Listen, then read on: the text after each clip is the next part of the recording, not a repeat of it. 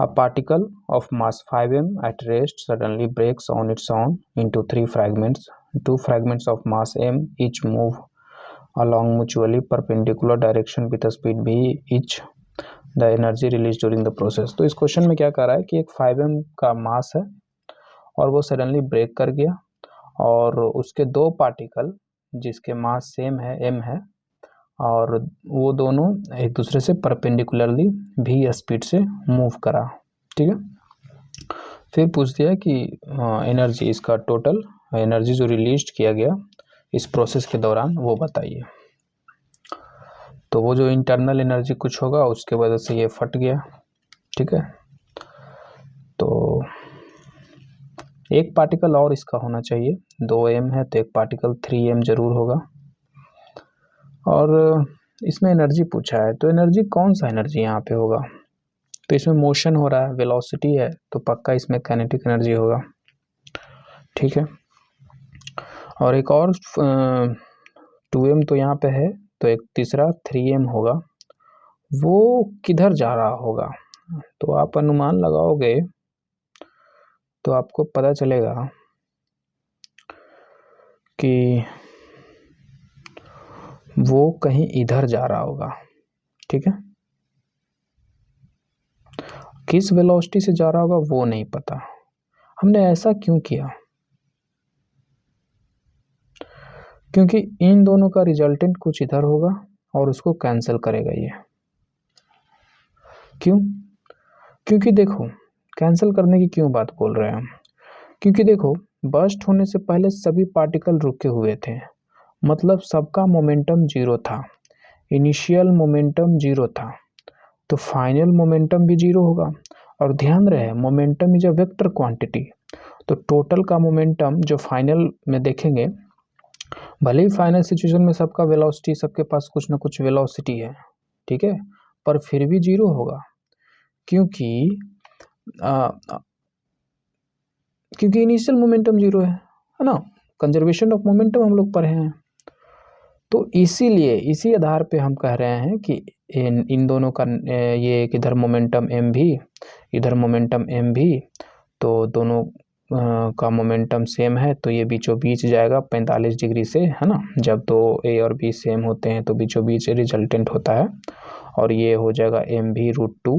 आप निकालोगे इस तरीके से नेट, तो mv² प्लस mv², तो यहाँ हो जाएगा 2mv² और ये mv निकल जाएगा, अंदर बच जाएगा √2, तो इधर हो जाएगा mv√2 इधर, तो इधर भी नेट mv√2 होना चाहिए, तभी तो इधर mv√2 इधर mv√2 दोनों कैंसिल आउट होकर जीरो हो जाएगा। ये हम अपना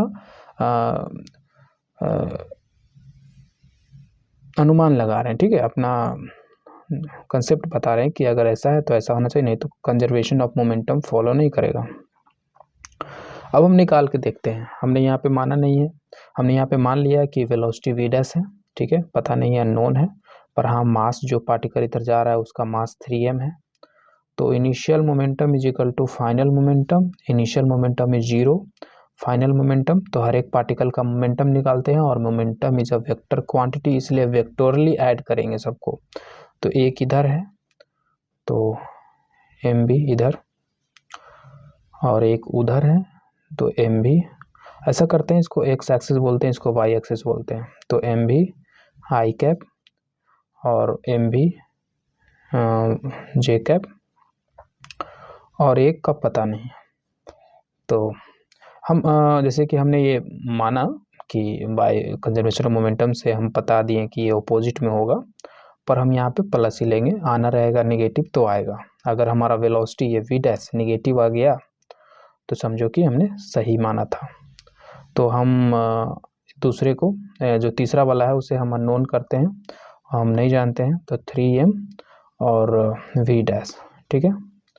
अब ये v' पॉजिटिव हो नेगेटिव हो, जो होना होगा वो आ जाएगा, और ये किधर है डायरेक्शन वो भी नहीं पता हमें, ठीक है। तो 3mv' निकालते हैं, पहले इन दोनों को जोड़ लेते हैं, तो mv i cap mv j cap, मतलब एक इधर, तो जोड़ने पे इतना आएगा, है ना, हमने अभी जोड़ा, तो mv√2 और डायरेक्शन क्या होगा, इधर होगा।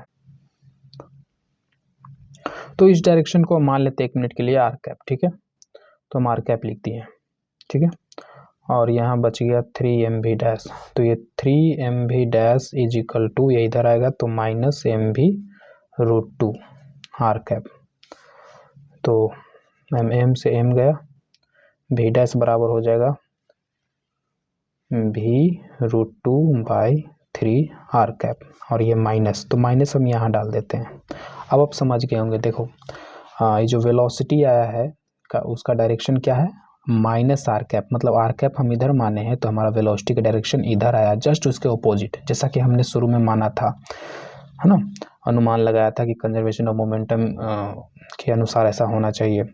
और इसका जो वेलोसिटी है v√2/3 है, मतलब v से कम है, और ऐसा ज़रूरी भी है क्योंकि देखो दोनों का रिजल्टेंट आया है मोमेंटम mv√2, ठीक है, और इसका मास ज़्यादा है और इसका भी मोमेंटम mv√2 के बराबर ही होना चाहिए। अब मास ज़्यादा है तो वेलोसिटी कम होगा, तब जाकर दोनों का प्रोडक्ट बराबर होगा, तो इसलिए इसका वेलोसिटी कम आया है। तो यहाँ से हमें वेलोसिटी पता चल गया। अब हम काइनेटिक एनर्जी टोटल निकालते हैं और वही मेरा टोटल एनर्जी हो जाएगा। तो इसका काइनेटिक एनर्जी 12 mv², इसका 12 mv², इसका 12 m is 3m and velocity v dash square, ठीक है, ये हमारा टोटल एनर्जी हो जाएगा। हाँ, ये 12 mv² into 2 12 3m, v dash कितना है v√2/3। ये डायरेक्शन लेने की ज़रूरत नहीं है यहाँ पे, क्योंकि energy is a scalar quantity, तो हम डायरेक्ट सिंपली ऐड कर रहे हैं सबको। मोमेंटम वेक्टर था तब, इसलिए हम इसको उन दोनों को जोड़ें फिर ये निकालें, ठीक है। और तो ये 2 कट गया, mv² 12 m 3m v² √2 का स्क्वायर 2, 3 का स्क्वायर 9, 2 कट गया, 3 3 जा 9 mv² plus mv²/3, 3mv² and mv² is 4mv²/3, ये आंसर हो गया।